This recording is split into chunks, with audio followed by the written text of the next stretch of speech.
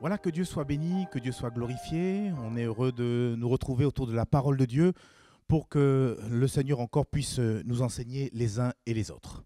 J'aimerais vous parler d'une expression que l'on retrouve à deux reprises dans le livre des Proverbes et qui concerne le juste. En effet, j'aimerais vous parler de la racine des justes. Avez-vous déjà lu cette expression dans le livre des Proverbes? Nous le retrouverons un peu plus tard dans notre partage. Mais la question est, que peut bien vouloir dire cette expression, la racine des justes? Nous aurions pu aussi dire la racine du chrétien né de nouveau. Ce serait la même chose. Car en fait, on le sait, le juste dans la Bible, c'est ni plus ni moins celui ou celle qui s'est réconcilié avec Dieu, celui ou celle qui s'est repenti de ses péchés, qui s'est converti à Dieu. Le juste, c'est nous, c'est vous et moi, qui, quelque part, avons été justifiés par l'œuvre de Jésus-Christ sur la croix. Le juste, c'est nous aussi qui nous appliquons à mettre en pratique la parole de Dieu. Alors, je reviens sur cette expression que nous lirons, je l'ai dit tout à l'heure dans le livre des Proverbes, la racine des justes. Comment comprendre cette expression? Eh bien, pour répondre à cette question, rien de mieux que peut-être de regarder dans le dictionnaire la définition du mot racine. Et j'ai trouvé pour vous cette définition parmi tant d'autres. En botanique, la racine est l'organe souterrain d'une plante servant à la fixer au sol, mais aussi qui va servir à puiser l'eau et les éléments nutritifs nécessaires à son développement. Ainsi, je note avec vous qu'il y a comme deux fonctions essentielles pour la plante. La première, la racine sert à ancrer et fixer la plante au sol. Et puis la deuxième fonction, la racine puise dans le sol les éléments nutritifs nécessaires à la croissance de la plante. Eh bien, voyez-vous, il en est de même pour la racine des chrétiens. Frères et sœurs, si nous voulons voir une vie chrétienne stable, une vie chrétienne qui ne cesse de s'accroître en Jésus-Christ, nous avons besoin d'avoir les uns les autres des racines spirituelles qui nous enracinent profondément en notre Seigneur Jésus-Christ.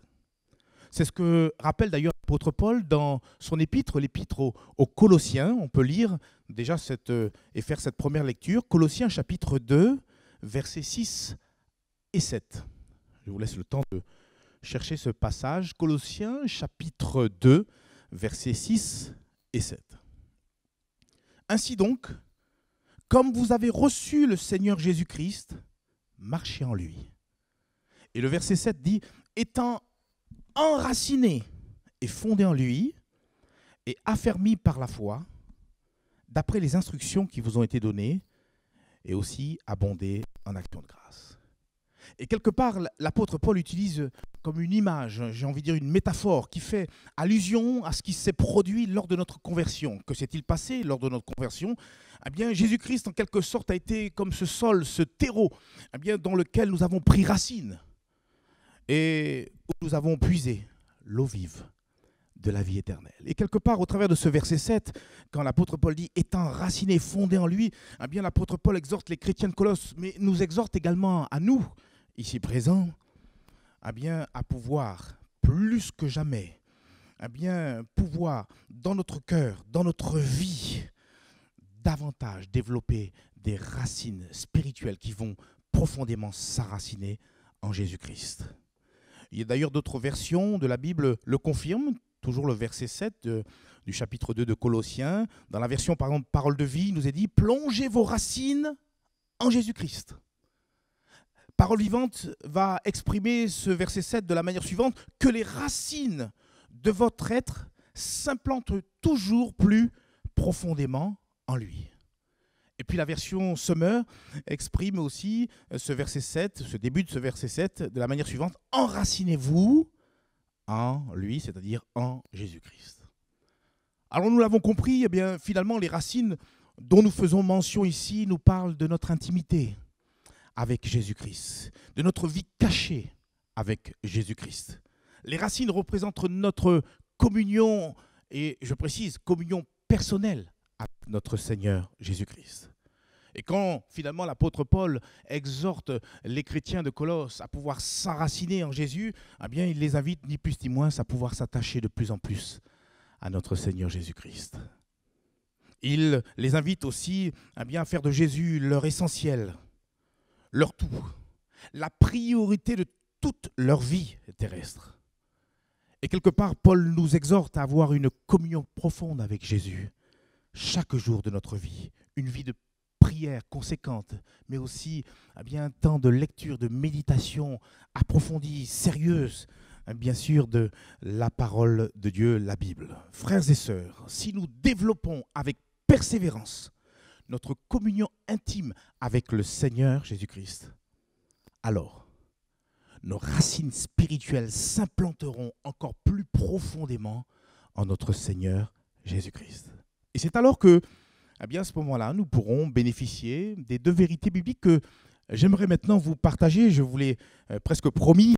Dans le livre des Proverbes, nous allons l'ouvrir et découvrir deux bienfaits qui attendent ceux et celles qui choisissent de s'enraciner profondément en Jésus-Christ. La Bible dit, premièrement, dans Proverbes chapitre 12, verset 3, là aussi je vous laisse le temps de pouvoir trouver ce merveilleux passage où on retrouve donc notre expression « la racine des justes ». Nous lisons ensemble Proverbes chapitre 12, verset 3. « L'homme ne s'affermit pas par la méchanceté, mais la racine des justes ne sera point ébranlée. » Et vous allez le comprendre, c'est clair, plus un arbre possède des racines profondes, plus il sera indéracinable lorsque, par exemple, viendra la tempête, lorsque viendra même des ouragans, lorsque viendra, allez, j'extrapole, donc donc toutes sortes de cyclones. Cet arbre peut-être se courbera, cet arbre peut-être tanguera à droite à gauche, se pliera, sera même malmené par la tempête ou l'ouragan. Mais à cause de la profondeur de ses racines, l'arbre ne se déracinera pas. Au contraire, il restera inébranlable et sera pleinement ancré. Que Dieu soit béni. Ce n'est pas pour rien que, d'ailleurs, dans la Bible, on le trouve, je crois, dans le livre des psaumes, oui, psaume au chapitre 92, c'est pas pour rien que la Bible, dans le livre des psaumes, nous encourage à pouvoir considérer que Dieu nous voit comme des palmiers. On va le lire, psaume 92, verset 13. Il nous est dit la vérité suivante. Les justes, autrement dit les chrétiens, vous et moi, croissent comme le palmier. Ils s'élèvent comme le cèdre du Liban. Et peut-être que vous ne le savez pas, mais en fait, ce qu'il faut savoir du palmier, c'est que la profondeur des racines du palmier sont égales à la hauteur de son tronc. Ainsi, si le palmier fait par exemple 20 mètres de hauteur, il faut savoir que les racines font autant en profondeur, et ça c'est extraordinaire. Pour info, alors je l'ai relevé pour vous, le record officiel de la racine la plus profonde est détenu par un figuier sauvage dont les racines descendraient à 120 mètres de profondeur, vous comprenez? Cet arbre pousse en Afrique du Sud où le sol est sec et ses racines doivent s'enfoncer profondément dans les fissures de la roche pour trouver de l'eau. Alors je dis, ça c'est quand même extraordinaire et vous avez compris le premier enseignement que le Seigneur veut nous laisser à vous comme à moi-même. Dieu désire que nous ayons de profondes racines qui vont, c'est vrai, certes, nous enraciner en Jésus-Christ, mais qui vont aussi nous rendre inébranlables. Lorsque nous devrons traverser des adversités, des tempêtes spirituelles, des épreuves. Car la vérité, c'est que, et ce qu'il faut savoir, c'est que par manque de racines spirituelles, nous pouvons vite être ébranlés par les épreuves de la vie. Et d'ailleurs, Jésus, à cet effet, a donné une parabole que vous connaissez tous, la parabole du semeur, où Jésus raconta qu'un semeur, et bien sûr là c'est l'image de Dieu lui-même, qui sort pour semer. Et comme il semait, eh bien, la semence, qui est aussi l'image de la parole de Dieu, eh bien, on le découvre au travers de cette parabole du semeur, eh bien, tombe dans 4 types de terrains. Les 4 types de terrains, c'est le long du chemin. Deuxième type de terrain, les endroits pierreux. Puis après, les endroits épineux. Et puis enfin, et heureusement, la bonne terre. Et lorsque Jésus, eh bien, en aparté, explique plus en profondeur à ses disciples la signification de cette parabole du semeur, il va s'arrêter à un moment donné sur la semence qui a été semée sur le terrain pierreux. Et il va dire à ses disciples eh bien, la chose suivante que j'aimerais lire avec vous, Matthieu chapitre 13, du verset 20 à 21. Matthieu chapitre 13, du verset 20 à 21. Celui qui a reçu la semence dans les endroits pierreux, c'est celui qui entend la parole et la reçoit aussitôt avec joie. Mais il n'a pas de racine en lui-même. Il manque de persistance. Et dès que survient une tribulation ou une persécution, à cause de la parole, il y trouve une occasion de chute. Et cette parole de Jésus est ni plus ni moins une réalité spirituelle dans la vie de beaucoup de chrétiens. En effet, par manque de racines spirituelles en eux-mêmes, certains croyants sont incapables bien, de rester fermes et inébranlables lorsqu'ils sont confrontés à l'épreuve ou la tentation. Selon vous, qu'est-ce qui a manqué à Pierre lorsqu'il a renié de par 3 fois le Maître, le Seigneur Jésus? Ne le cherchez pas, c'est les racines spirituelles. Et même pour être un peu plus concret, à cause de l'épreuve du Covid-19 et même son confinement, certains chrétiens ont été complètement ébranlés dans leur foi, au point même de ne plus lire la Bible, ni même de prier Dieu. Mais je veux m'arrêter à ce que nous avons lu en introduction. La racine du juste n'est pas ébranlée. Pourquoi elle n'est pas ébranlée? Eh bien parce que le juste possède de profondes racines spirituelles qui l'ancrent, qui l'implantent pleinement en la personne de Jésus. Alors je ne suis pas en train de dire que les chrétiens ne peuvent pas connaître des moments difficiles, ne peuvent pas connaître des moments même où ils sont faibles, ou même qu'ils arrivent à chuter. Mais avec l'aide de Dieu, le juste se relève. Il se relève promptement et continue, bien sûr, sa marche avec son Dieu. Pourquoi? Eh bien, parce qu'il a des racines profondes, au plus profond de son cœur, des racines qui le lient à l'amour de notre Seigneur Jésus-Christ. Le psaume chapitre 37, le verset 23, et d'ailleurs le verset 24 nous dit la chose suivante, psaume 37, versets 23 et 24. « L'Éternel affermit les pas de l'homme, et il prend plaisir à sa voie. Et s'il tombe, il n'est pas terrassé. Pourquoi? Car l'Éternel lui prend la main. » Et Dieu te prend la main, mon frère, ma sœur. Peut-être es-tu agité, ballotté, et presque à tomber.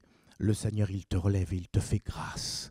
Le Seigneur, il te relève, il te prend par la main et il te donne d'aller beaucoup plus loin. Et il te dit, il t'invite à pouvoir avoir des racines profondes dans lesquelles tu permets au Saint-Esprit de t'ancrer profondément à la personne de Jésus. Alors une deuxième vérité concernant la racine des justes, on la trouve toujours dans le livre des Proverbes. Proverbes chapitre 12 et le verset 12. Là aussi, lisons ensemble, Proverbes chapitre 12, verset 12. « Le méchant convoite ce que prennent les méchants, mais la racine des justes donne du fruit. » Et là aussi, c'est une deuxième vérité qui ne peut que nous intéresser. Ce qui permet à un arbre de porter du fruit et porter beaucoup de fruits, c'est encore cette racine nourricière qui va jusque dans les profondeurs de la terre afin d'absorber, oui c'est vrai, et également de transporter l'eau et les éléments nutritifs au reste de l'arbre. Et pour l'eau et les éléments nutritifs du sol nous parlent bien sûr encore et encore de la parole de Dieu, qui est une nourriture essentielle pour tout notre être, corps, âme et esprit. D'ailleurs, la Bible le dit, Jésus le dit, l'homme ne vivra pas de pain seulement, mais de toute parole qui sort de la bouche de Dieu. Ainsi, eh bien, la parole, quand elle est méditée sérieusement, elle est capable de nous nourrir spirituellement, mais mieux encore, eh bien, cette parole nous permet de produire un fruit qui va communiquer la vie à ceux et celles eh bien, qui s'en nourrissent. Et il y a ce passage qui est extraordinaire et qui est même profond. Proverbe chapitre 11 et le verset 30 nous dit la chose suivante. Le fruit du juste est un arbre de vie et le sage s'empare des âmes. Le fruit du juste est un arbre de vie. Dieu t'invite à pouvoir prendre, eh bien, à produire des fruits de par tes racines qui sont ancrées en Jésus-Christ. Dieu t'invite à pouvoir produire un fruit de vie, eh bien, qui pourra même communiquer la vie, eh bien, à ceux et celles qui seront à ton contact, mon frère, ma sœur. Mes frères et sœurs, Dieu désire que nos racines produisent beaucoup de bons fruits à la gloire de Dieu notre Père. Jésus lui-même le dit dans Jean chapitre 15, verset 8, « Si vous portez beaucoup de fruits, c'est ainsi que mon Père sera glorifié et que vous serez mes disciples. » Par contre, c'est à nous de veiller à ce que nous n'ayons pas au-dedans de nous de mauvaises racines. Des mauvaises racines qui forcément, la palisse n'aurait pas dit mieux, eh bien, qui forcément vont produire alors de mauvais fruits. Et permettez-moi juste de vous donner quelques exemples de mauvaises racines à expressément ôter de nos vies. Première racine, c'est la racine de l'idolâtrie, qui par exemple produit la mort. Regardez ce que dit Moïse à tout le peuple hébreu qui était sorti du pays d'Égypte. Et la Bible nous dit, Deutéronome chapitre 29, versets 16 à 18, « Vous savez de quelle manière nous avons habité dans le pays d'Égypte et comment nous avons passé au milieu des nations que vous avez traversées. Vous avez vu leurs abominations et leurs idoles, le bois et la pierre, l'argent et l'or qui sont chez elles. Qu'il n'y ait parmi vous ni homme, ni femme, ni famille, ni tribu, dont le cœur se détourne aujourd'hui de l'Éternel notre Dieu pour aller servir les dieux de ces nations-là. Qu'il n'y ait point, écoutez bien, qu'il n'y ait point parmi vous de racines qui produisent du poison et de l'absinthe. » Les idoles, dans la Bible, de manière générale, les idoles, ce sont toutes les choses qui pourraient prendre la première place dans notre cœur. La première place, d'ailleurs, qui revient à notre Seigneur Jésus-Christ. L'idole, ça peut être une personne. L'idole qui peut être dans notre cœur, ça peut être un vice ou une forme d'addiction coupable et qui est cachée au plus profond de notre cœur. Et je pourrais rallonger comme ça la liste. Que la racine de l'idolâtrie ne soit pas trouvée dans notre cœur. Et une autre racine, c'est la racine de la cupidité, cet amour de l'argent, qui va bien sûr produire de l'égarement, mais aussi va produire beaucoup de tourments dans celui qui s'y adonne. 1 Timothée chapitre 6, versets 9 à 10. 1 Timothée chapitre 6, versets 9 à 10 nous dit « Mais tous ceux qui veulent s'enrichir tombent dans la tentation, dans le piège, et dans beaucoup de désirs insensés et pernicieux qui plongent les hommes dans la ruine et la perdition. Car l'amour de l'argent est une racine de tous les maux. Et quelques-uns, en étant possédés, se sont égarés loin de la foi et se sont jetés eux-mêmes dans bien de tourments. » Que Dieu nous garde bien de pouvoir, comme une proie arrachée, de poursuivre les richesses terrestres qui sont d'ailleurs périssables, mais que nos yeux se tournent vers les véritables richesses qui se trouvent auprès de notre Seigneur Jésus-Christ. Et puis une dernière racine, c'est la racine de l'amertume. Et cette racine produit du trouble. Et on peut le constater dans le livre d'Hébreux au chapitre 12 et le verset 15. Hébreux chapitre 12 et le verset 15. La Bible dit « Veillez à ce que nul ne se prive de la grâce de Dieu, à ce qu'aucune racine d'amertume poussant des rejetons ne produise du trouble et que d'ailleurs plusieurs n'en soient infectés. » Le chrétien, né de nouveau, ne devrait pas laisser la racine d'amertume venir envahir son cœur et même pleinement se propager et même contaminer d'autres, comme nous venons de le lire au travers de ce verset 15. Et peut-être au travers de ces, ne serait-ce que 3 exemples de racines de mauvaises racines qui pourraient se trouver dans le cœur même du chrétien. Peut-être que tu reconnais que certaines de ces mauvaises racines se trouvent dans ton propre cœur. Eh bien, sache que Dieu qui t'aime désire bien t'aider à ôter ces mauvaises racines de ta vie. Et pour cela, il te faut implorer la grâce de Dieu, il te faut implorer le pardon de Dieu. Et Dieu qui nous aime d'un amour éternel, incommensurable, désintéressé, sera s'approcher de toi et te permettre de trouver grâce à ses yeux. Et même il t'aidera, il te secourra et t'aidera à ôter ces mauvaises racines. Je n'irai pas plus loin, mais que dire en conclusion? Je voudrais terminer juste en récapitulant les grandes lignes de ce que nous avons vu ensemble.